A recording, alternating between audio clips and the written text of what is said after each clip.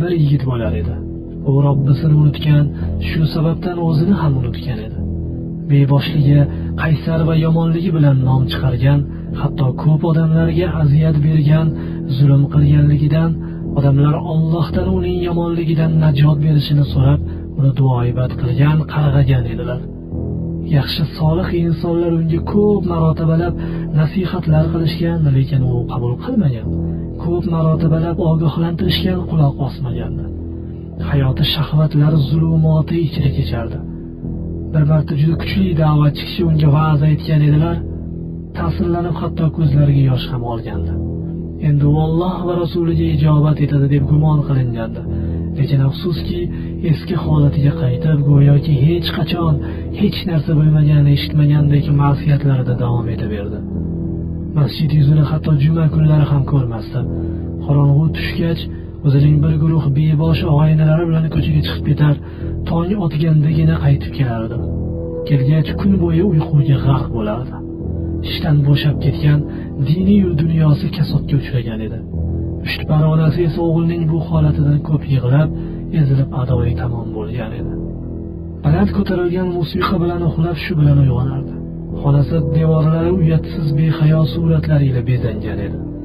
Giyohvandlik moddalarni iste'mol qilishga qattiq ruju qo'ygan mastlik uning aqli va ruhini egallagan edi. Allohga ma'siyatlari ortsa-da, lekin Alloh taolo ne'matlarini undan darig' tutmasdi. Allohga isyonda davomiy bo'layotgan bo'lsa-da, mehribon zot unga muhlat berib, umr berardi. Qur'ondan boshqa hamma narsani tinglar, dindan o'zga hamma narsani tushunar, Alloh zikridan ayri hamma narsani sevardi.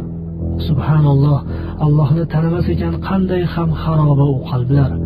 Allohdan yuz o'girgan ekan qanday ham o'tmas tuyg'ular. Shu tarzda yigitning kunlari ma'siyatlar qorong'uligi bilan qoplangan, gunohlari g'ubori bilan o'ralgan tarzda o'tib borardi. Solih insonlardan biri bu osiyni ma'siyatlar chuquridan chiqarish yo'lini izlay boshladi. Ilm ahli va dono odamlarning ko'rsatmalari bo'yicha bu yo'llardan biri foydali pand va nasihatlar, ilmiy mav'izalar yozilgan kasetalarni hadya qilish, odamlarning uylariga, mashinalariga olib kirishdi, toki nasihatgo'yning so'zlarining ta'siri ularning qalblarini yotsin.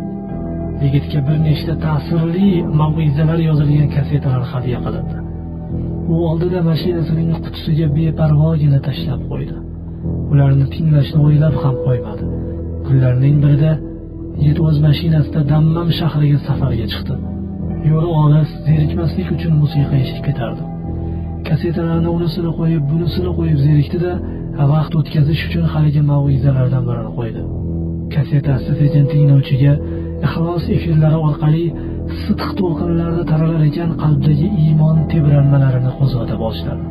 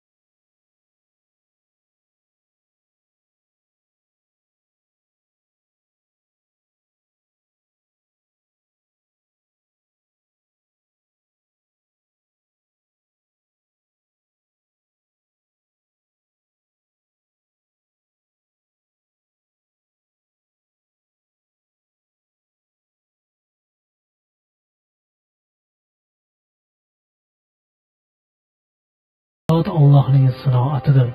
Naml surasi 88-oyat. Shaharga yetib keldi. Yigit shaharga kirishdan oldin iymon shahriga qadam qo'ydi. Hayotga qarashi o'zgardi. Hayotga avvallari johil, osiy insonni nazari bilan boqqan bo'lsa, endi u Allohga tavba qilgan banda sifatida qarardi. Masjidga qadam bosdi. U yerda ko'z yoshlari va suv ila tahorat ola boshladi. Masjidga kirib hayotini namoz bilan boshladi va yangi umr sahifasini ochdi. Yana ayting, haqiqat, ya'ni islom keldi va botil kufr yo'qoldi.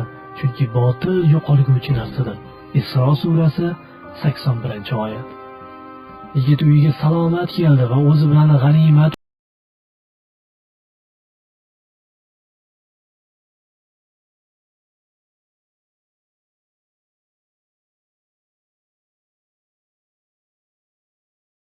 gunohlari va xatolari egasini yuzi bilan chiqqan bo'lsa, tavba va inobat va toat nuri bilan yashnagan yuz bilan qaytib keldi. Yaqinlari taajjublanishdi. Ey falonchi, senga nima bo'ldi? Yigit, hayotimda ulkan voqea sodir bo'ldi. Allohga qaytdim, Allohga tavba qildim.